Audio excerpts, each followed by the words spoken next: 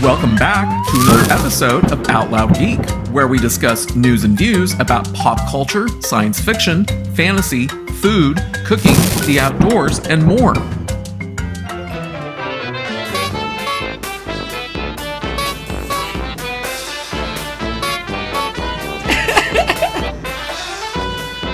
It's been a couple of months since I've released a video talking about Amazon's bastardization of J.R.R. Tolkien's beloved Middle-earth in their abomination of a show called The Lord of the Rings of Power, as being written by its totally unqualified showrunners J.D. Payne and Patrick McKay. And it was only back in October when J.D. Payne had declared that anyone who dares to criticize their awful show is patently evil. Well, guess what? In this video, I am once again going to demonstrate just how patently evil I truly am by sharing more hilarious news about Amazon's abominable Rings of Power series. First, about a week ago, it was reported that a horse that was being used while filming the unwanted second season of the series died before rehearsals. PETA condemned the horse's death, and I personally feel bad for the horse. On March 21st, the horse suffered cardiac arrest ahead of rehearsals on the production of the fantasy streaming series. Sources near the Rings of Power production shared that more than 30 horses were being employed on the day the incident occurred. The horse suffered cardiac arrest while standing with about 20 other horses. But that's not the only incident that has occurred on the abominable show's set.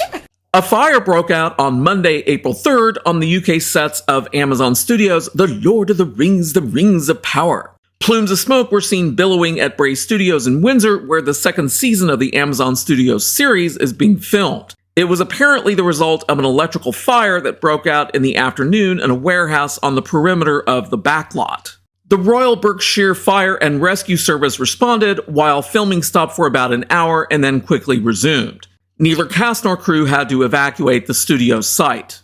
Filming was paused as a precaution and everyone remained at Bray before returning to work. But that's not even the best and the most hilarious of the news. It's now being reported that Amazon's The Rings of Power was a flop. Not only was it snubbed almost entirely during award season, it turns out that a mere 37% of people who started the show actually finished it. So just under 2/3 of all Rings of Power viewers quit watching the show before it wrapped up, missing out on some truly ghastly storytelling in the process.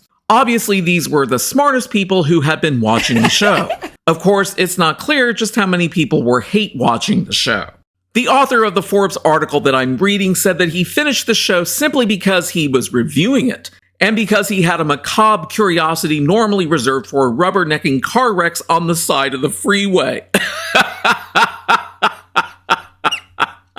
The other big question is simply this: why is The Rings of Power so bad? Let's start with the now known and verified fact that the vast majority of people who started watching the show quit. Some attrition is to be expected around a much-hyped show that draws in casual viewers who may not really be interested in fantasy or Tolkien, but the mark of a decent show is viewership numbers that increase by a finale. So what happened here?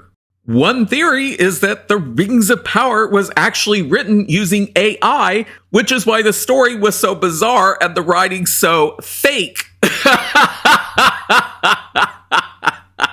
I truly would not be surprised if J.D. Payne and Patrick McKay used AI to write The Rings of Power.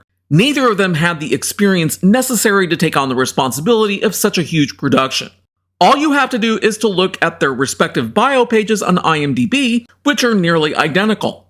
Both of them had done some uncredited work on Star Trek Beyond prior to working on The Rings of Power. And that's it.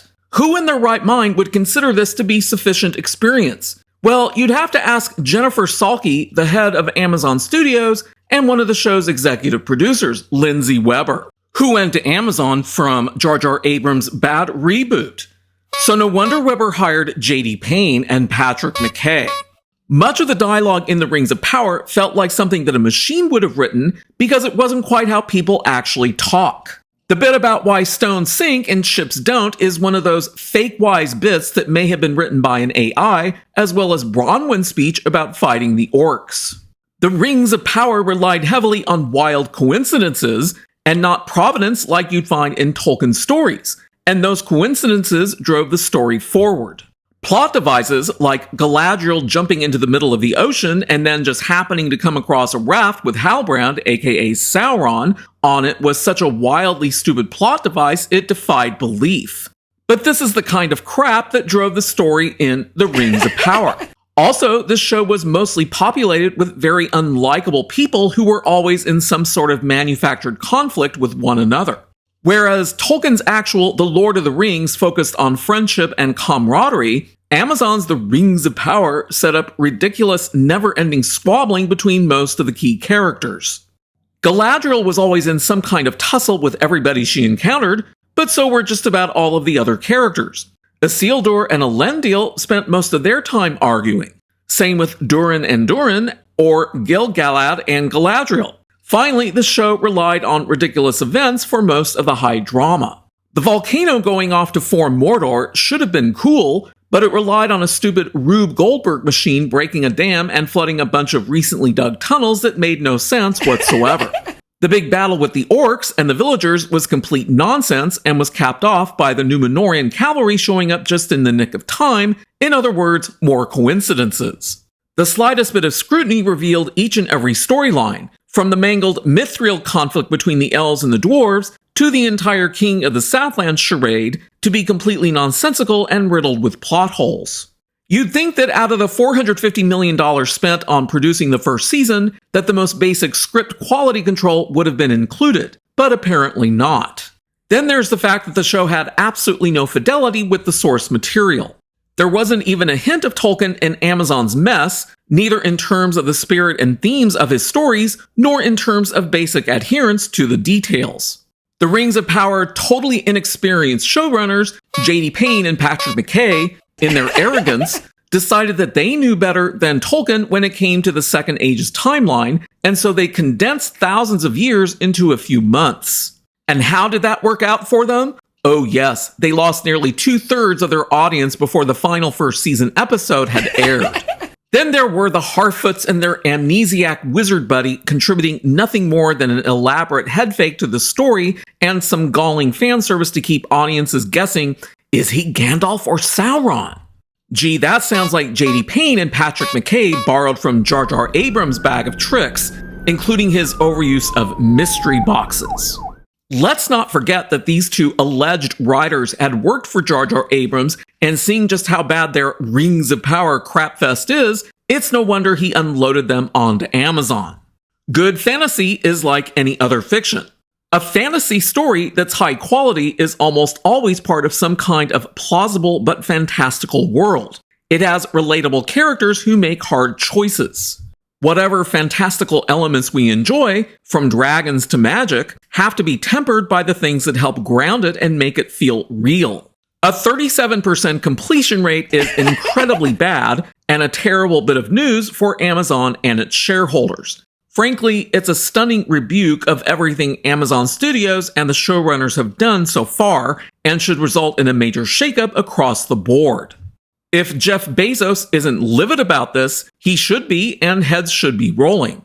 But Amazon Studios chief Jennifer Salke has done her level best to spin this news. This desire to paint the show as anything less than a success, it's not reflective of any conversation I'm having internally, she said, adding, "That's a huge opportunity for us. The first season required a lot of setting up.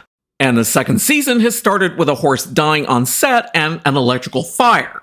Too much setup was the least of this show's problems, and that's not even good spin, because it's a complete denial of the truth that Amazon's The Rings of Power is a complete and utter failure. And it failed on all fronts, and the majority of viewers appear to feel the same way, and the second season that's now being filmed will probably just be more of the same.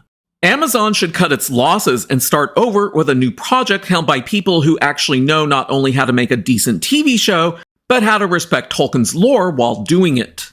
Fantasy requires a bit more magic than the current team is capable of conjuring. You mean those inexperienced showrunners J.D. Payne and Patrick McKay have no clue what they're doing? This is exactly what I've been saying repeatedly in multiple videos, which is why I'm proud to be counted among those that J.D. Payne has declared to be patently evil. That's right, the truth about their show, The Lord of the Rings of Power, is that it's pure garbage. Of those 37% that managed to watch the entire first season, I highly doubt that many of them will be in any way interested in watching the second season. No one who has worked on that show knows what they're doing. No one. Thanks for watching today, and a huge thanks to everyone who has subscribed to our channel. We appreciate your support. If you enjoyed this video, please press the like button, and please feel free to share a comment. If you'd like to see more of our videos in the future and help support this channel, please press the red subscribe button, and please press the bell to receive notifications for new content. You can also find us on Facebook and Twitter by clicking on the links in the description. Until next time, this is Out Loud Geek.